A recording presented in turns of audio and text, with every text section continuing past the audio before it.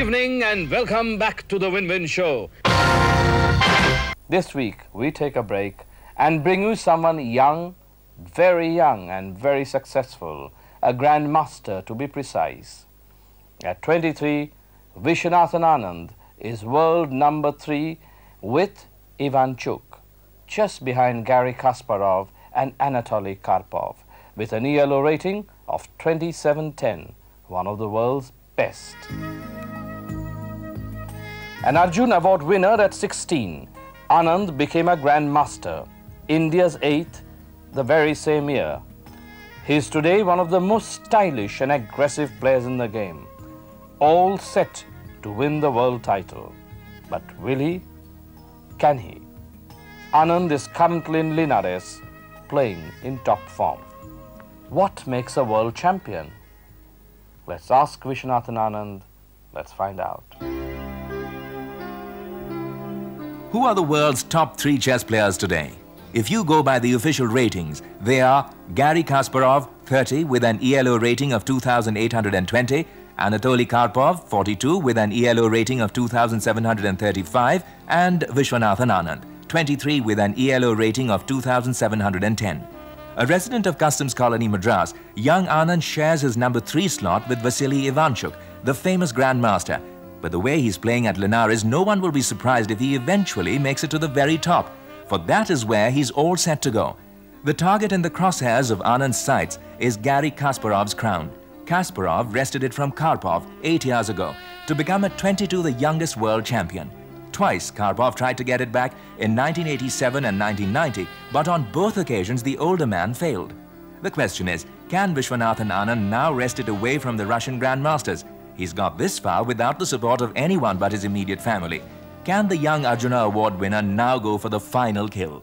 Anand, you are rated number 3 in the world today. How long do you think it will take you to reach the top slot? Well, going by numbers itself, he's 95 points ahead of me. So, I mean, it's possibly technically impossible by till 94 at least. I can see what I have to do to get there. What? At least I can begin to cite him. Well, just a little bit more of everything. I have to work more often and, well, just be more all-round in my approach. There's still too many parts of my game which are not up to his, and I simply have to catch up on these. And then, well, once your actual strength goes up, your numbers will just follow. Are there any openings that you personally like playing? Oh, absolutely. The many openings I feel completely at home at, and in these I don't think I'm worse to Kasparov at all. But I must still admit there are a lot of openings in which, I don't think I'm better than, let's say, an international master. Have you created any of your own openings? Well, I've made a lot of theoretical novelties. I have contributed a lot to theory, but not entire new systems. This is something I haven't done. In principle, it's not so easy to do it anymore. Why is that? Well, the days of when you could invent a whole system are just gone. I mean, very rarely you will invent a new system now. So you keep playing traditional games? Yes, traditional setups, but in fact you find that at the highest level, these people work really hard. They go beyond the theory. So I've been forced to start working at home.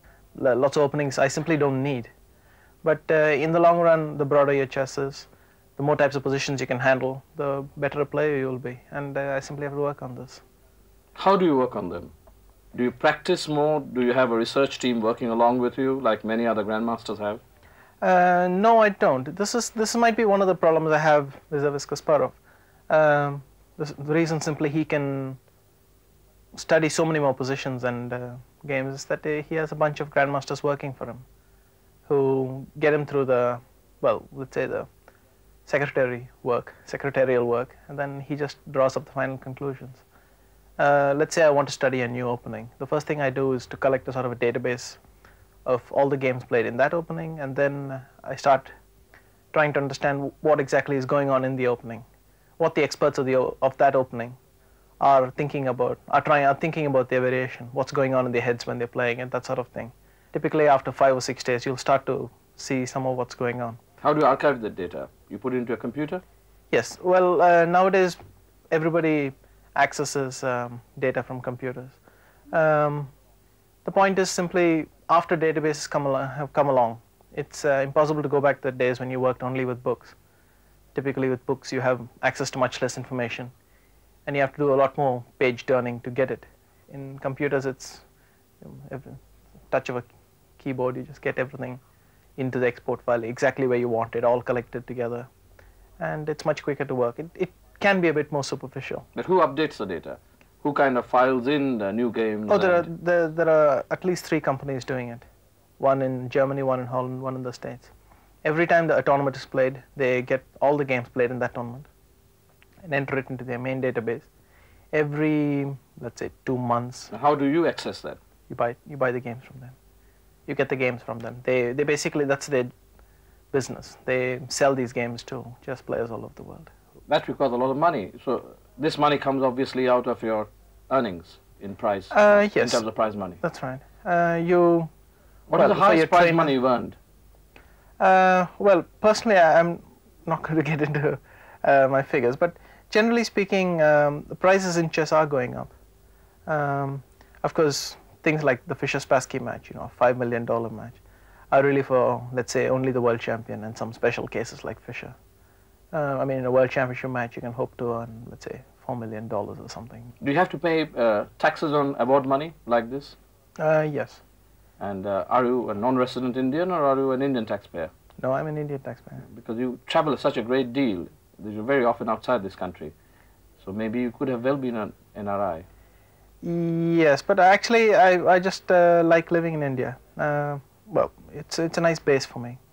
I like coming back home and so on, and I don't really feel the need to move outside. How often do you move out for your games? It depends. I mean, I can't really tell you this is what I've been doing for the last 2-3 years, because my life's changed a lot in the last 2-3 years. Let's say 3 years ago I was playing in a different circle of tournaments altogether, and suddenly I broke 2600. Then I started to get some very good invitations, and I entered the candidates, and after that I've been very busy.